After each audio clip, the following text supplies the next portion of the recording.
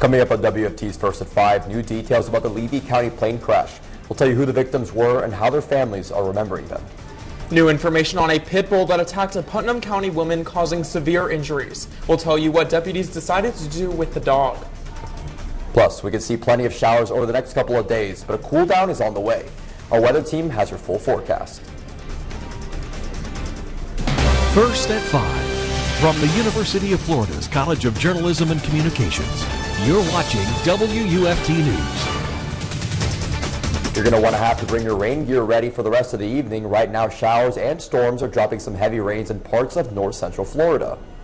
And on Florida's East Coast, some areas are under coastal flood warnings. Welcome to First at 5. I'm Alex Land. I'm Alexis Vivanco. And crashed in Williston on Sunday. The third victim was pilot Spencer Christian Arnold, according to his family's memorial webpage.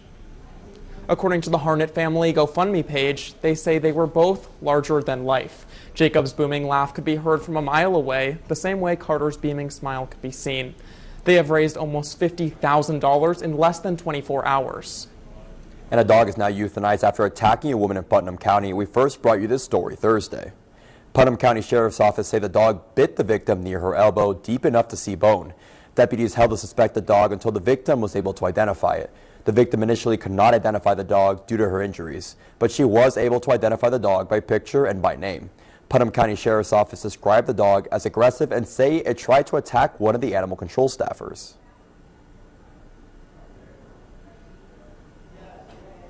The determination was made, no matter what, on Friday to euthanize the dog due to aggressive behavior, the ability that it would not be able to be adopted out even if it was not the dog.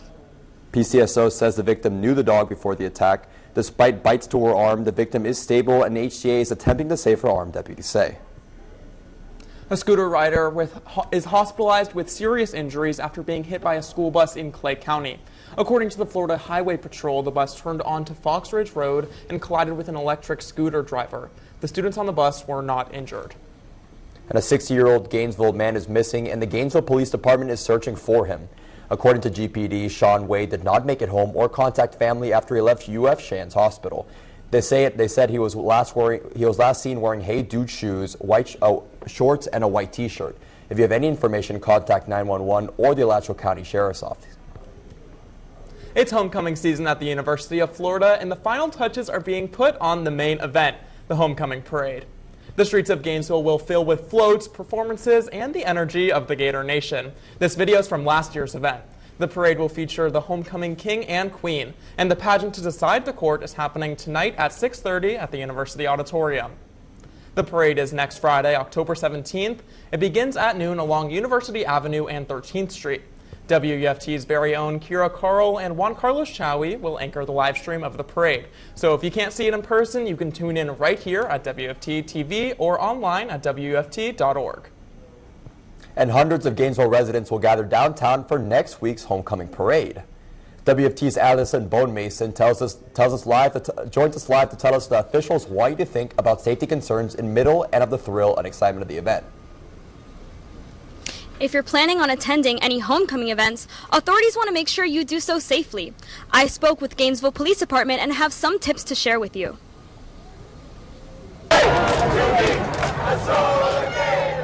The Gator Growl tradition is more than a century old.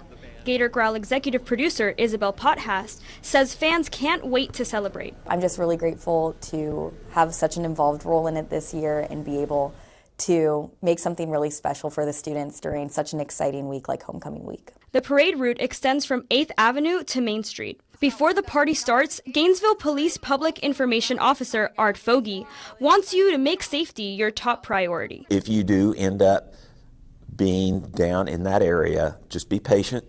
We all know that the traffic's going to be congested. There's going to be a lot of foot traffic. Put your phones down, concentrate on your driving, watch for pedestrians, and make sure that you're not a part of the problem. A few tips: travel with a group, stay away from areas that are not well lit, avoid driving distractions, and keep your phones charged. Homecoming is supposed to be fun for everyone, and so we want to ensure student safety. Our community that comes out to the parade, we want everybody to have a good time and be safe while doing it. And with that, he says let the festivities begin.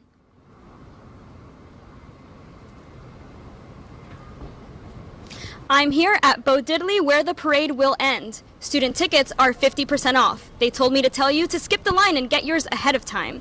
Festivities start tonight at 6:30 at University Auditorium for the Gator Growl pageant. Live from Gainesville, Allison Bonnemaison, WUFT News. The books are not being hit. In fact, they're not even being opened. Literacy rates are gradually dropping. A new study by the University of Florida and University College London discovered that less people are reading. According to the report, there's been nearly a 40% drop in literacy rates over the last 20 years, raising questions about cultural, educational, and health consequences that may come. And the Gainesville City Hall Plaza renovations are starting Tuesday. The redesign will remove the ponds and create more green space, landscaping, and seating to accommodate up to 2,400 people. City commissioners say construction will not impact public access to City Hall, the old library building, or Parking Lot 5. The $1.8 million project was approved in 2023 and is expected to be completed in 2026. The Gainesville Community Reinvestment Area is proposing plans to renovate the MLK Recreational Complex and Citizens Field. According to the city meeting agenda, there are two possible designs with different funding needs. GCRA recommended that the committee evaluate funding options before approving a final design. Once approved, the city commissioners would advance with the next phase. Coming up on First at 5, a staple in Gainesville's art scene celebrates a major milestone. In the city's historic downtown, artists and art lovers gathered to share their love for the trade. We'll tell you about what it meant to the artists there in just a few minutes. You're watching WUFT-TV News. The historic Thomas Center is a place where people can go to dive into the rich history of Gainesville. WFT's Juan Chaoui visited the center to cover a special celebration of history and art. He talked to one local artist who contributed to the community's art for decades. On a Wednesday evening at the historic Thomas Center, the music is jazzy and people are gathering to eat, talk, and appreciate. How long have I been doing artwork for? Most of my life. June Thomas has been with the Sweetwater Print Cooperative for almost 30 years. We designed and curated this show, and I actually physically put most of these pieces up on the wall. Some of those pieces being her own.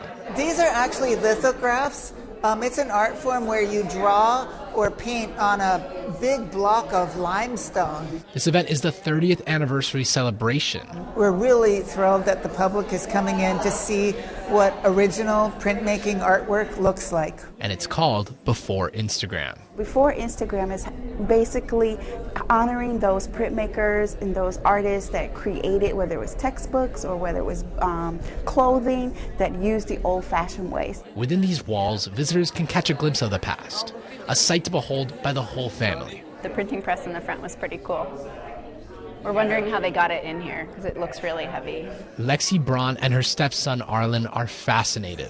He seems pretty curious about the printing process, and so we've been enjoying looking at how everything here looks so different, but everything is made with printmaking.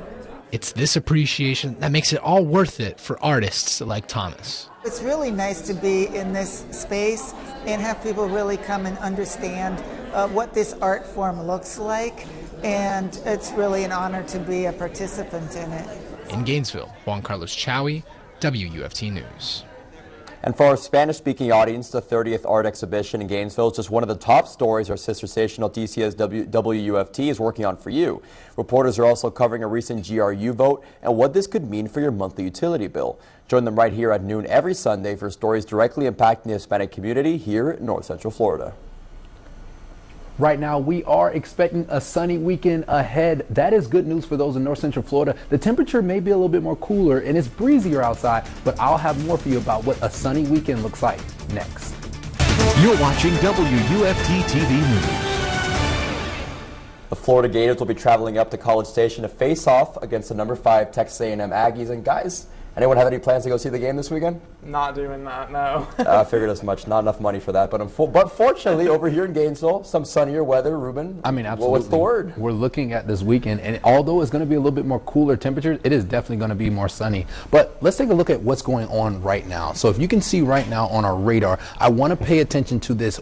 These are showers that are expected to move inland as we get in more into the evening, all the way from Marion up to Duval, coast to coast, depending on where you are in North Central Florida right now. now. You may be seeing some showers and maybe even some thunderstorms start beginning in your area. But let's take an outlook. Let's push out and see what's going on. So there's a lot going on in this graphic right now. Let's first bring your attention to this cold front that is moving away. It is causing more clouds and showers to be coming towards our area. And you could say a little bit that it's been a little bit more cooler. That's thanks to this cold front right here. We're keeping an eye on a low pressure that I will go more in detail about later on how that's going to affect us, and it's going to make it even cooler for us here. But look out, look at the clouds. They're starting to get a little bit dark. So the chances of showers is possible for those on campus right now. It's about 84 right now. The wind is about 14, so it's a little bit breezy, but this is a big story in North Central Florida right now. Those along the coast are under flash flood risk. But if we zoom in, coastal flood advisory through Friday. So those along the coast are under coastal flood advisory, but that's due to the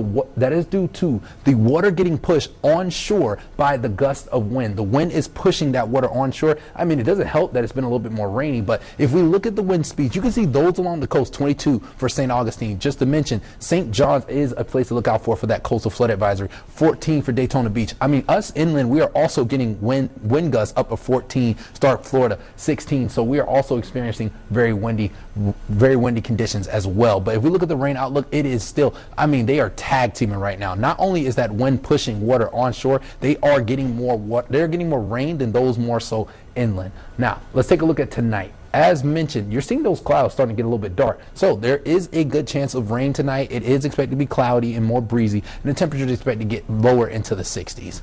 The Atlantic Basin. Now, the story that I did want to touch on, Jerry is a non-threat. This is where we are. This is where Jerry is. 2,400 miles away, just to get perspective. Not only to mention that, look at the trajectory of where Jerry is headed. Jerry is going nowhere near North Central Florida. This is North Central Florida. This is where Jerry is going. So it's showing us through Tuesday, it is going to be a non-factor. Looking at the highs for tomorrow, it is going to start feeling more breezy, as 77 is going to be the highs. 68 is going to be the lows for those. The 60s and the 70s are going to be your highs and lows. Looking quickly at this futurecast, touching briefly on it, because it is a big story. This is bringing in more cooler air. This low pressure is going to be moving through Florida in a way, but it's bringing more cooler air. That is why you're going to see the temperature start to drop. I mean, let's just get there right now. So I want to touch on this 7-day really quickly.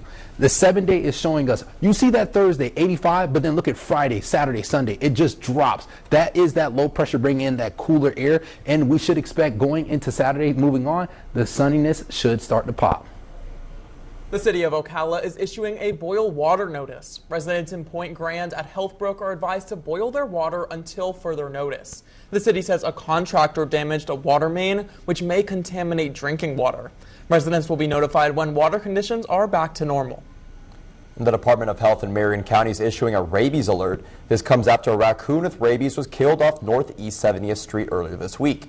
The alert is active for the next 60 days for residents in the boundaries. To protect yourself from rabies, avoid contact with wild animals. If you're exposed to rabies, get medical treatment and report the case to the DOH. The Sewanee Roots Revival is coming back to Live Oak for its 9th year. The 4-day music festival starts today through Sunday at the Spirit of the Sewanee Music Park. The event will feature a lineup of prominent names in American roots music, camping, and family-friendly activities.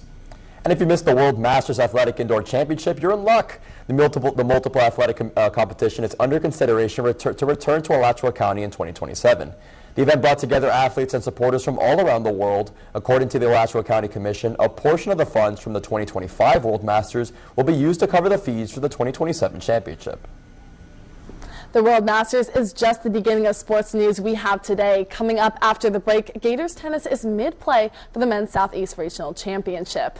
Also, the Gators are traveling to the home of the 12th man to play the number 5 Texas A&M Aggies. All coming up when we come back from the break. You're watching WUFT-TV News. Welcome back to another edition of Thursday Sports. I'm Jada Ross. Florida men's tennis is playing in the ITA Men's Southeast Regional Championship right now. WUFT's Heather McKenzie is live from the Alfred A. Ring Tennis Complex with the Gators head coach. 15 teams, including UF, are playing in this tournament in hopes of earning automatic bids to the NCAAs in November. I'm here with head coach Adam Steinberg. So, coach, singles finished up earlier and doubles are still playing. How do you feel about your team's performance so far today? Yeah, a little bit up and down. We're a little bit obviously disappointed. I know I speak on behalf of some of the guys. I know they had big goals this weekend, but this tournament is as tough as I've seen it. There's so many good teams, so many good players, and you know, we had some good moments and some moments that we'd like to get back, but that's sports, that's tennis, and we're going to try and finish up the doubles on a high note and get back at it tomorrow. We're excited to host, and it's great having it here. And what are your hopes for the team the rest of this tournament? Yeah, just compete together. We don't get a chance in the fall to play together as a team too often where everybody's here. So I just want to see us grow as a team more than anything else. And I know when we do that, the individual results happen automatically. So that's what the goal is, to grow as a team. We have new guys, and obviously play the best tennis that we can, but together. So that's the goal. We're getting to play on the same courts right next to each other, almost like a dual match here. So it's exciting, it's fun for the guys, and we want to finish this tournament on a high note and get some guys into the NCAAs. Thank you so much, Coach. And there's a lot more tennis to come because the tournament ends on Monday. Reporting live from the Alfred A. Ring Tennis Complex, I'm Heather McKenzie, WFT Sports.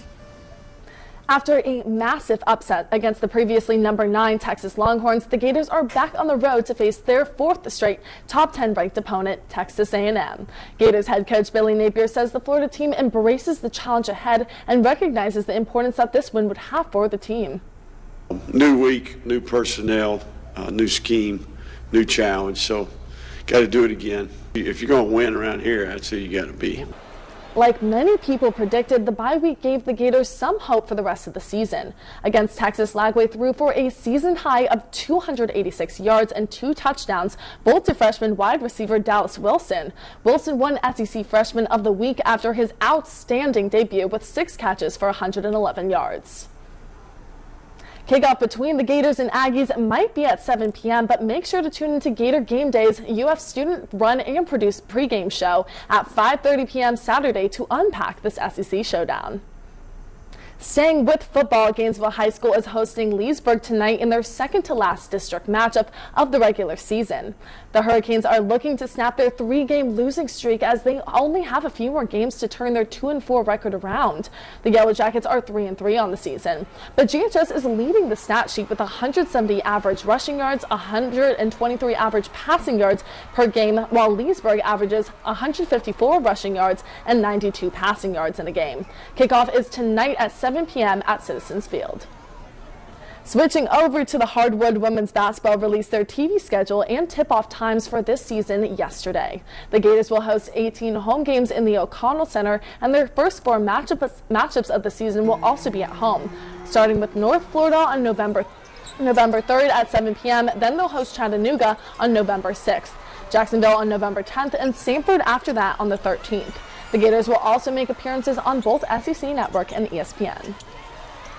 The Gators women's volleyball team is hosting number 25 Missouri tomorrow night in the O-Dome. Florida is 7-6 overall, while the Tigers are 9-6. That's it for sports. We'll take one last look at the weather after the break. Taking one last look at our 7-day outlook, the main stories are a rainy evening, a rainy tomorrow, but as we get into the weekend, it should be sunny days ahead. Not to mention, the temperatures are expected to drop. Look out for Sunday, could be the 50s. Thanks for joining us. We're back here tomorrow for another edition of First at 5. Your North Central Florida news is always on at WFT.org and all of our social media platforms. Have a good night.